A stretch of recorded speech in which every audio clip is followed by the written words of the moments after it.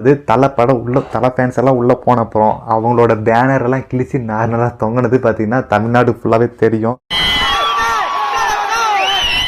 Hello guys, தளபதி விஜயோட ஜனநாயகன் படத்தோட budget 300 crores, சிவகார்த்திகனோட Parasakthi படத்தோட பட்ஜெட் 150 crores. ரெண்டு படத்தோட கிளாஷ் ஆச்சுன்னா என்ன நடக்கும் அப்படின்றது ஒரு சின்ன எக்ஸாம்பிள். இதுக்கு முன்னாடி கிளாஷ் ஆகும் போது என்ன நடந்துச்சுன்னு சொல்லிட்டு தலை ஃபேன்ஸை கேட்டால் ரொம்ப சொல்லுவாங்கன்னு நினைக்கிறேன். ஏன்னா இதுக்கு முன்னாடி வாரிசு துணிவுன்னு சொல்லிட்டு ரெண்டுமே ஒரு கிளாஸ் ஆச்சு. ஆனால் என்ன நடந்துச்சு தெரியுமா? அந்த இடத்துல ரெண்டு படத்தையும் ஒரே ஸ்க்ரீனில் ரிலீஸ் பண்ணால் என்ன நடக்குன்றதுக்கு இது ஒரு உதாரணம்னு நான் சொல்லுவேன். அப்போ அந்த ரிலீஸ் டைமில் தளபதி ஃபேன்ஸ், அதாவது தலை ஃபேன்ஸ் எல்லாம் உள்ளே போன அப்புறம் அவங்களோட பேனரெல்லாம் கிழிச்சு நார்மலாக தொங்கினது பார்த்திங்கன்னா தமிழ்நாடு ஃபுல்லாகவே தெரியும்.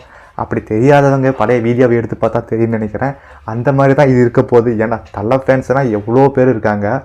அவங்களோட பேனரை கிழிச்சு சண்டை போட்டு அவங்களுக்கு ஒரு போட்டியாகவே இருந்தாங்க. இப்போ சிவகார்த்திகேயன் படத்தை ரிலீஸ் பண்ணுறாங்க. அந்த சுச்சுவேஷன் வந்துச்சுன்னா அந்த இடத்துல என்ன நடக்குதுன்னு பார்த்தீங்கன்னா, எஸ்கே ஃபேன்ஸ் முன்னாடியே நின்னாலும் அவங்களோட ஸ்க்ரீனை கிழிச்சோம் அவன் என்ன பண்ணுவான்னு ரியாக்ஷனை நினச்சாவே ஒரு மாதிரியாக இருக்குது. எவனும் ஏண்டான்னு கூட கேட்க மாட்டான்னு நடிக்குது. அந்த அளவுக்கு தான் பார்த்தீங்கன்னா எஸ்கேயோட படம் ரிலீஸ் ஆக போகுது.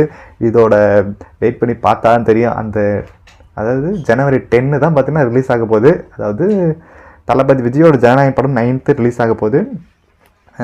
எஸ்கேவோட பராசக்தி 10 ரிலீஸ் ஆக போகுது.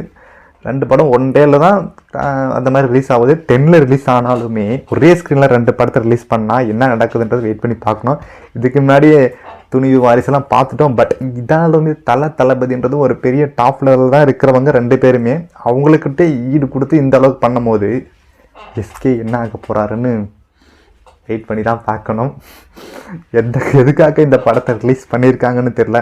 14 வந்ததே பெரிய இதாக சொல்கிறது. ஆனால் தளபதி கூட வந்து 14ஆம் தேதி ரிலீஸ் பண்ணுறாங்க. 5 நாள் கழிச்சியும் ரிலீஸ் பண்ணியிருக்காங்க.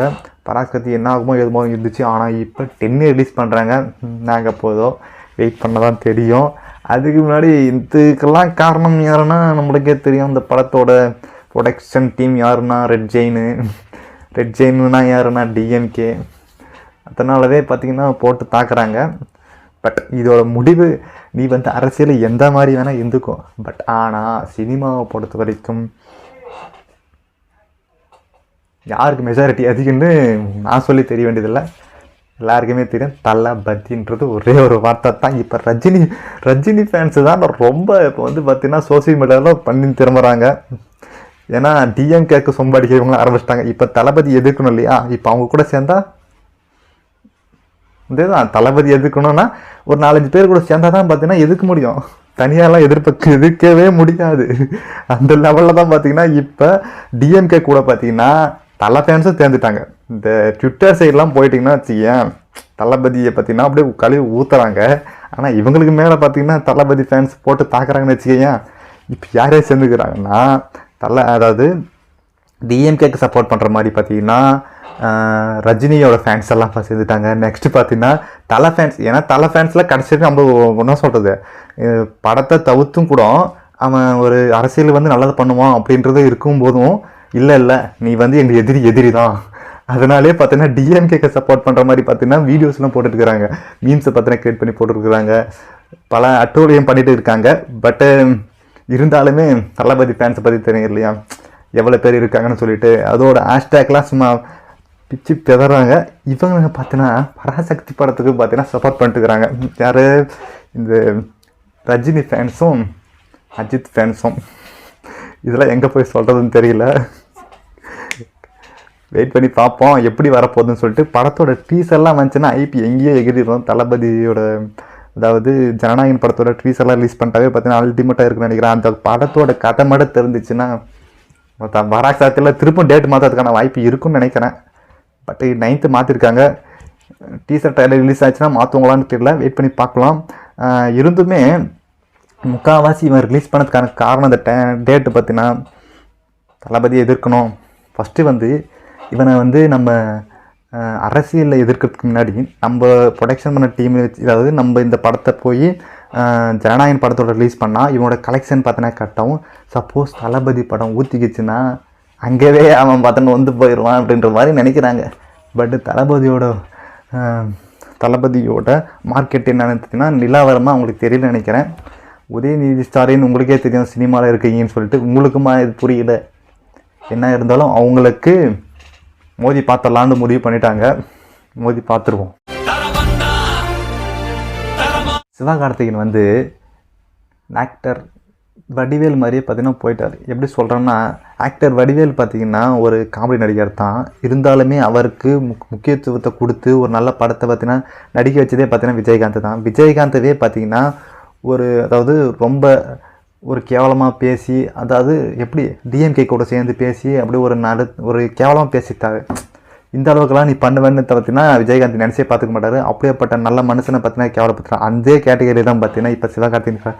இதுக்கு முன்னாடியே பார்த்தீங்கன்னா நம்ம தனுஷை பார்த்தீங்கன்னா பயங்கரமாக பார்த்தீங்கன்னா இது பண்ணி விட்டார். தனுஷ் தான் இன்ட்ரடியூஸ் பண்ணதே 3 படத்தில் பார்த்தீங்கன்னா அவர் தான் பார்த்தீங்கன்னா இன்ட்ரடியூஸ் பண்ணார்.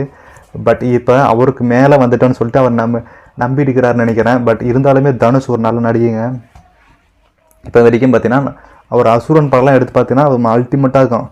அந்த அளவுக்கு இவர் பார்த்தீங்கன்னா சிவகார்த்திகேயன் நல்லா நடிகர் தான். பட் இருந்தாலுமே அடுத்தவங்களை கலாச்சே பார்த்தீங்கன்னா இவன் மேலே வந்துட்டான். புரோட்டா சூரிய இல்லைன்னா வச்சுக்க அந்த அளவுக்கு நீயும் மேலே வந்திருக்க முடியாதுன்னு நான் நினைக்கிறேன்.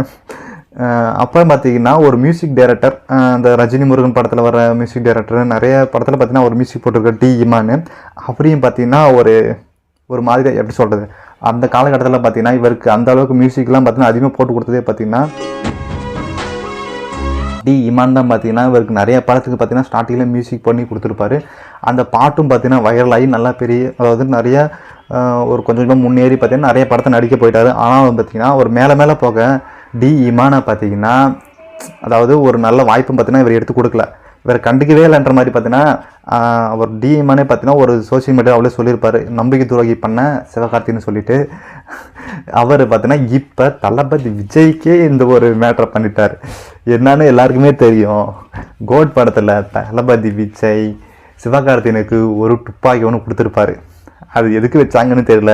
பட் ஏன்னா படஸ்ட்டு இப்போ இதுக்கு மேலே நடிக்க போகிறதுல அரசியல் போகிறான்னு சொல்லிட்டார் இல்லையா, அதனால சரி நீங்கள் அடுத்த தளபதியாக இருங்கன்னு சொல்லிட்டு ஒரு துப்பாக்கி கொடுத்தாங்க.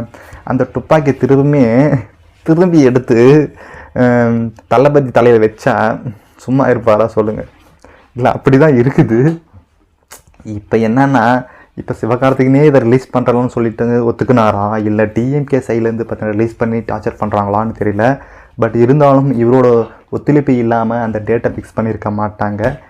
நீ சிவகார்த்திகேயன் மறுபடியும் அந்த துப்பாக்கி எடுத்து தலையில் வச்சா அது சுடுமா? துப்பாக்கி மட்டும்தான் நான் கொடுத்துக்குறாங்க. கன்னெல்லாம் பார்த்தீங்கன்னா அவர் கையில் தான் இருக்குது. நம்ம போக்கிரி படத்தில் சொல்கிற மாதிரி தான் டைலாக்கு. துப்பாக்கி எந்த தான் நான் உங்கள்கிட்ட தான் கொடுத்தேன், பட் அந்த கன்னெல்லாம் எங்கிட்ட தான் இருக்குதுன்னு சொல்லுவார். அந்த துப்பாக்கியில் இருக்க தோட்டெல்லாம் பார்த்தீங்கன்னா எங்கிட்ட தான் இருக்குதுன்னு சொல்லுவார். அது பயங்கரமாக இருக்கும். இதெல்லாம் பார்க்கும்போது அந்த சீன் தான் பார்த்தீங்கன்னா எனக்கு ஞாபகம் வந்துச்சு.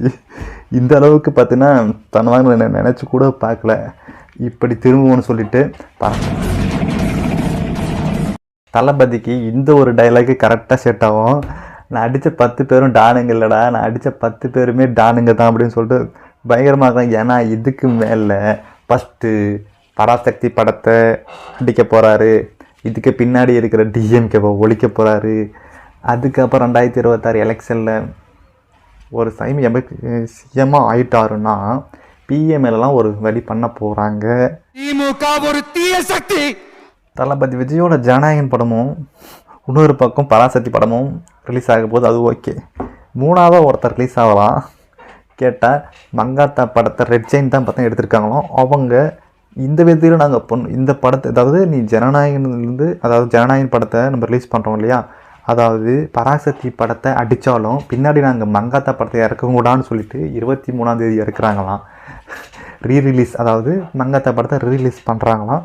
இது எந்த அளவுக்கு அதாவது பாதிக்க போகுதுன்னு தெரியல. ஏன்னா ஒரு ரீரிலீஸ் படம் தளபதியோட, அதாவது ரீரிலீஸ் இல்லாமல் ஒரு புது படத்தை ரிலீஸ் பண்ணும் போது அதாவது ரீரிலீஸில் வர படம் தளபதி அடிக்க முடியுமா சொல்லுங்கள்? ஏன்டா இதுக்கு முன்னாடி வந்த வாரிசு துணிவிலேயே ஒன்றும் பண்ண முடியல. இப்போ ரீரிலீஸ் படத்தை இறக்கி மட்டும் என்ன பண்ண போகிறீங்க சொல்லு? தளபதி விஜயோட 10 நாள் கலெக்ஷன் போதும், அவரோட ரெக்கார்டு மொத்தத்தையும் முடிச்சிருவார். தொடர்ந்து ஒரு 10 நாள் கலெக்ஷன் மட்டும் போதுமே அவரோட ரெக்கார்டு போகிற முடிஞ்சிடும். ஃபஸ்ட் நாள் மட்டும் பார்த்திங்கன்னா இதோட பட்ஜெட்டே பார்த்தீங்கன்னா 300 crores. மொதல் நாள் மட்டும் பார்த்தீங்கன்னா 150 crores பார்த்தீங்கன்னா கலெக்ஷன் பண்ண போது. வெயிட் பண்ணி பார்த்தா தான் தெரியும். தளபதி விஜயோட ஃபஸ்ட்டு பாக்ஸ் ஆஃபீஸ் கலெக்ஷன் எவ்வளோ இருக்குன்னு சொல்லிட்டு நீங்கள் கெஸ் பண்ணுறீங்கன்னு சொல்லிட்டு கேள்வி கமெண்ட் பண்ணுங்கள். நான் தெரிஞ்சுக்கிறேன். என்னை பொறுத்த வரைக்கும் 150 க்ரோஸ் மேலே பார்த்தீங்கன்னா கலெக்ஷன் பண்ண போது நான் நினைக்கிறேன். அதுக்கப்புறம் பார்த்தீங்கன்னா பராசக்தி படத்தோட ஃபஸ்ட் டே பாக்ஸ் ஆஃபீஸ் என்ன ஆக போகுதுன்னு தெரியல. ஏன்னா இதுக்கு முன்னாடி அந்த படம் ரிலீஸ் ஆகும்போது தியேட்டரில் என்னென்ன பிரச்சனை வரப்போகுதுன்னு தெரியல. வெயிட் பண்ணி பார்த்தா தான் தெரியும். அதாவது தளபதிக்கு நிகராக இந்த படம் ஓடுமா ஓடாதா அப்படின்ற கட்டத்துக்கு வந்துடுச்சு.